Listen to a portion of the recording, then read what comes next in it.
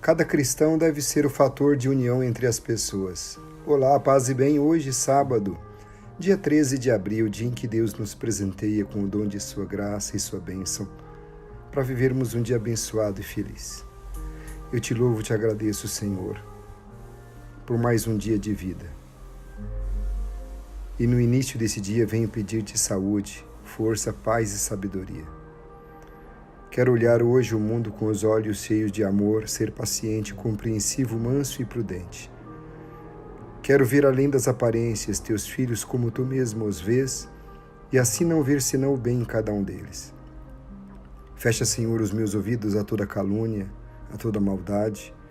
Guarda minha língua de toda maldade. Que só de bênçãos se enche o meu espírito, que eu seja tão bondoso e alegre, que todos quantos se aproximarem de mim sintam a tua presença, Senhor. Reveste-me da tua beleza e que no decurso desse dia eu te revele a todos. Amém. Meu irmão, minha irmã, com a liturgia de hoje concluímos os 40 dias da nossa caminhada quaresmal e amanhã, com o Domingo de Ramos da Paixão do Senhor, iniciamos a Semana Santa. Peçamos que o Espírito Santo nos conduza em nossa oração e nos prepare para o bem, para que possamos celebrar bem este tempo forte de nossa fé. Rezemos juntos. Vem, Espírito Santo, faze-nos amar as Escrituras para reconhecermos a voz viva de Jesus. Torna-nos humildes e simples a fim de compreendermos os mistérios do Reino de Deus. Amém. Ouçamos o que diz o texto do Evangelho de hoje, João capítulo 11, versículos 45 a 56. João capítulo 11, versículos 45 a 56. O Senhor esteja convosco, Ele está no meio de nós. Proclamação do Evangelho de Jesus Cristo segundo São João. Glória a vós, Senhor. Naquele tempo, muitos dos judeus que tinham ido à casa de Maria e viram o que Jesus fizera, creram nele. Alguns, porém, foram ter com os fariseus e contaram o que Jesus tinha feito. Então os sumos sacerdotes e os fariseus reuniram o conselho e disseram: que faremos? Este homem realiza muitos sinais. Se deixamos que ele continue assim, todos vão acreditar nele e virão os romanos e destruirão o nosso lugar santo e a nossa nação. Um deles, chamado Caifás, sumo sacerdote, em função naquele ano, disse: vós não entendeis nada, não percebeis que é melhor um só morrer pelo povo do que perecer a nação inteira? Caifás não falou isso por si mesmo, sendo sumo sacerdote em função naquele ano, profetizou que Jesus iria morrer pela nação. E não só pela nação, mas também para reunir os filhos de Deus dispersos. A partir desse dia, as autoridades judaicas tomaram a decisão de matar Jesus. Por isso, Jesus não andava mais em público no meio dos judeus. Retirou-se para uma região perto do deserto, para a cidade chamada Efraim. Ali, permaneceu com os seus discípulos. A Páscoa dos judeus estava próxima. Muita gente do campo tinha subido a Jerusalém para se purificar antes da Páscoa. Procuravam Jesus e, ao se reunirem no templo, comentavam entre si: que vos parece? Será que ele não vem para a festa? Palavra da salvação. Glória a vós, Senhor. Meu irmão, minha irmã, procure ler atentamente o texto, procure compreendê-lo. Quais são os personagens que aparecem durante a narrativa? Qual é o motivo da discussão? Qual é a opinião dos personagens a respeito de Jesus?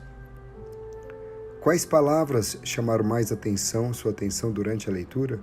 O texto do Evangelho desse dia é uma continuação da cena sobre a ressurreição de Lázaro. No texto de hoje, narra-se a reação dos judeus perante a ressurreição de Lázaro. Quem fez Lázaro voltar a viver foi Jesus. Muitos começaram a acreditar em Jesus por causa disso, mas outros decretaram a morte de Jesus. Jesus é perseguido pelo bem que pratica. Aqui Jesus representa todos os justos que são perseguidos permanentemente por aqueles que vivem na injustiça e na desonestidade por medo de suas más obras serem reveladas. Por que essa perseguição da parte dos judeus, principalmente dos fariseus e dos sumos sacerdotes? A razão é tão simples, porque Jesus faz o bem através de tantos sinais que ele opera em favor do homem. Este homem realiza muitos sinais. Se deixamos que ele continue assim, todos vão acreditar nele, virão os romanos e destruirão o nosso lugar santo e a nossa nação. Para os dirigentes do povo, os muitos milagres operados por Jesus representam uma grande ameaça contra o poder instituído. Eles se sentem ameaçados, enquanto que Jesus não ameaça ninguém. Ele simplesmente pratica o bem. Nunca podemos entender que os chefes religiosos que deveriam proteger o ser humano querem matar Jesus. Que tipo de Deus em quem acreditam pode matar os outros em nome da religião? Que religião é esta? Provocar a violência em nome de Deus e do Evangelho é um sacrilégio. Não acabará a violência quando houver menos armas, e sim quando houver mais amor. O Evangelho de hoje, de São João, conclui afirmando que Jesus fez ainda muitas outras coisas. Se todas elas fossem escritas uma por uma, creio que nem o mundo inteiro poderia conter os livros que seria preciso escrever, dizia São João. E nós recordamos muito bem essas coisas, esses sinais realizados por Jesus. Curas, milagres, perdão. O texto que nos é proposto para a oração de hoje vem logo após a narrativa da ressurreição de Lázaro, mais um grande sinal realizado por Jesus, diante do qual uns abraçam a fé e outros começam a tramar sua morte. Não é a primeira vez que Jesus é ameaçado de morte, e outras narrativas também atestam isso, porém aqui lemos: decidiram matar Jesus. Diante da multidão cada vez maior que o seguia por causa de suas obras, Jesus passa a ser um homem perturbador. A multidão já o tinha considerado o profeta que devia vir ao mundo e queria ainda fazer dele seu rei. Sua fama estava preocupando as autoridades judaicas, pois temiam problemas com a ocupação militar romana que combatia qualquer movimento popular.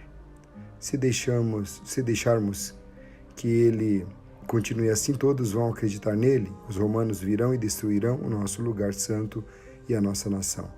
Por isso decidiram matar Jesus, e é Caifás quem sugere que Jesus deve morrer para o bem do povo. Com essas palavras e sem querer, Caifás acaba professando que Jesus é o Salvador.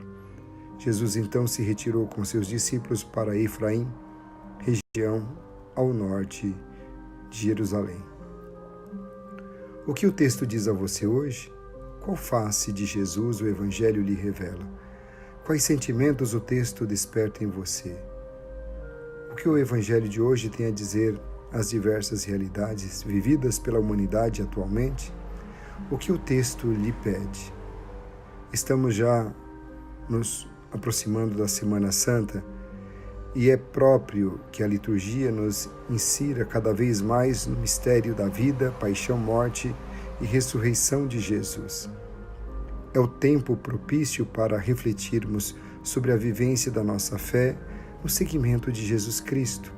Tempo especial de pensarmos na nossa relação com Deus e com os irmãos e revermos as nossas opções em favor da vida, sobretudo em nossa sociedade tão marcada pela violência, pela morte, pela destruição da dignidade humana, pela fome, pela miséria. Quantas pessoas todos os dias são vítimas do decidiram matar porque são doentes, não produzem mais, não dão lucros, atrapalham. Quantas pessoas são descartadas todos os dias. Cristo deu sua vida para que nele a humanidade chegue a ser um corpo único, cuja cabeça é o próprio Cristo. Deste modo, o único Salvador de seu corpo, nosso Senhor Jesus Cristo, é o mesmo que ora por nós, ora em nós e recebe a nossa oração. Ele ora por nós como nosso sacerdote, ora em nós como nossa cabeça e recebe a nossa oração como nosso Deus, dizia Santo Agostinho. Quando não houver mais lugar para Jesus no seu coração, o cristão se tornará um escândalo para os demais e haverá espaço maior para todos os tipos de disputa de poder para saber quem manda mais, em vez de quem ama mais, ama e serve mais. Um coração não unido a Cristo causa divisão entre as pessoas. Que todos sejam um é a oração que deve ser feita por todos nós, seguidores de Jesus Cristo. Meu irmão, minha irmã, faça outras perguntas ao texto. Leia, releia, faça alguns instantes de silêncio. Que essa Semana Santa seja marcada pelo silêncio, para que o Senhor fale ao seu coração. Apresente ao Senhor a oração que a palavra despertou em você. Faça também espontaneamente uma oração de pedido de perdão. Peça perdão pelos que promovem as guerras, perdão pelos que ferem a vida, machucam o coração, perdão pela falta de amor e por outros elementos que você deseja acrescentar a esta lista. E diga ao Senhor: Senhor, tem misericórdia de nós. Pai nosso que estais nos céus, santificado seja o vosso nome. Venha a nós o vosso reino. Seja feita a vossa vontade, assim na terra como no céu. O pão nosso de cada dia nos dai hoje. Perdoai-nos as nossas ofensas, assim como nós perdoamos a quem nos tem ofendido. E não nos deixeis cair em tentação, mas livrai-nos do mal. Amém. Ave Maria, cheia de graça, o Senhor é convosco. Bendita sois vós entre as mulheres. Bendito é o fruto do vosso ventre, Jesus. Santa Maria, Mãe de Deus, rogai por nós, pecadores, agora e na hora de nossa morte. Amém. Glória ao Pai, ao Filho e ao Espírito Santo, como era no princípio, agora e sempre. Amém. Em quais realidades você percebe a necessidade de uma pronta resposta aos apelos do Senhor? O que você pretende fazer para atender a esses apelos? Meu novo olhar hoje